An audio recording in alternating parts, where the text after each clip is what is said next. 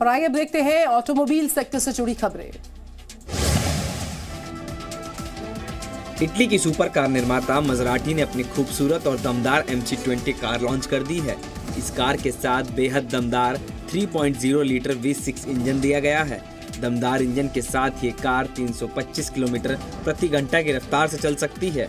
इस रफ्तार को हासिल करने के लिए कार के पिछले हिस्से को बेहद एरोडायनेमिक बनाया गया है। इस सुपर कार की भारत में कीमत 3,65,00,000 रुपए रखी गई है। इस समय आप जिस वाहन को देख रहे हैं वो कोई चांद पर चलने वाला मून रोवर नहीं, बल्कि महिंद्रा का एक ट्रैक्टर है। असल में इस ट्रैक्टर को महिंद्रा की ऑटोमोबाइल डिजाइनर कंपनी पिनइफ्रिना ने बनाया है। इस ट्रैक्टर का नाम स्ट्रेडल है और ये एक कॉन्सेप्ट ट्रैक्टर है जिसे वाइन्स यार्ड यानी अंगूरों की खेती के लिए तैयार किया गया है। फिलहाल ये ट्रैक्टर कॉन्सेप्ट के पड़ाव पर है, लेकिन इसके लुक्स ने लोगों को काफी इम्प्रेस कर दिया है। मारुति सुजुकी ने भारतीय बाजार में नई सेफ्टी फीचर्स के साथ इको 7 सीटर लॉन्च कर दी है। नई मारुति सुजुकी इको अब अगले हिस्से में 2 एयरबैग्स, रेयर पार्किंग सेंसर्स और ABS यानी एंटी लॉक ब्रेकिंग सिस्टम के साथ आई है। बता दें कि भारत सरकार जनवरी 2022 से सभी कारों के अगले हिस्से में 2 एयरबैग अनिवार्य करने वाली है और इसी वजह से कंपनी ने इको के साथ डुअल एयरबैग्स दिए हैं। मारुति सुजुकी ने इन सुरक्षा फीचर्स के बदले कार की कीमत में 8,000 रुपए की मामूली बढ़ोतरी भी की है।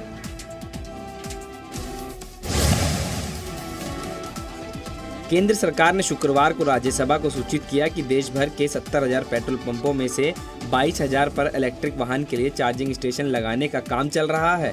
भारी उद्योग मंत्री महेंद्र नाथ पांडे ने सदन को बताया कि पहली प्राथमिकता एक्सप्रेसवे, हाईवे और आबादी वाले शहरों में इलेक्ट्रिक वाहन के लिए ऐसे चार्जिंग स्टेशन स्थापित करना होगा। महेंद्र नाथ पांडे ने सदन को ये भी बताया कि भारत को आत्मनिर्भर बनाने के लिए देश में लिथियम बैटरी का उत्पादन करने के लिए काम चल रहा है और 18,100 करोड़ रुपए की उत्पादन से जुड़ी प्रोत्साहन योजना विकसित की गई है।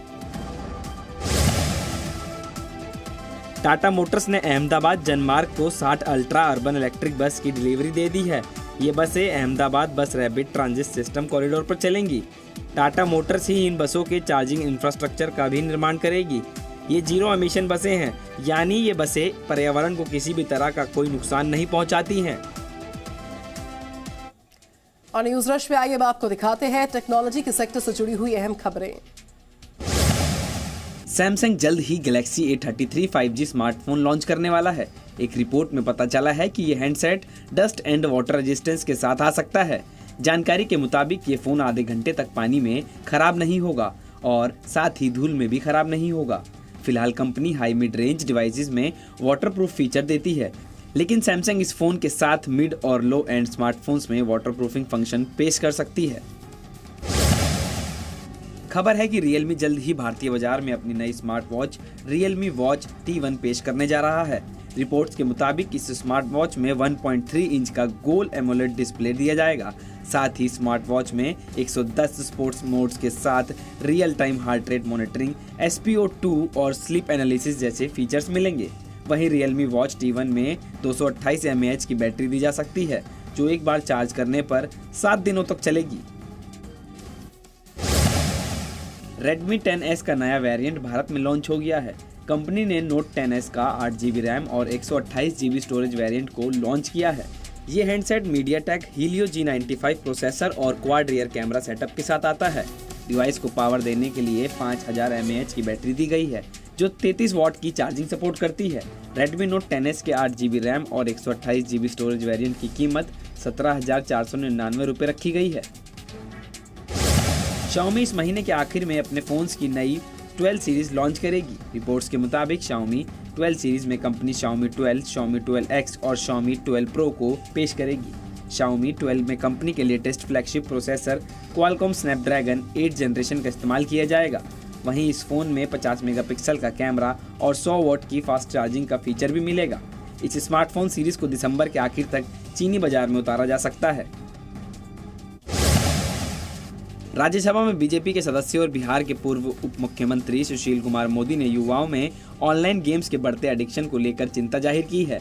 राज्यसभा के शून्यकाल में इस मुद्दे को उठाते हुए सुशील मोदी ने कहा कि ऑनलाइन गेमिंग अब जुआ और सट्टे लगने में तब्दील हो गया है।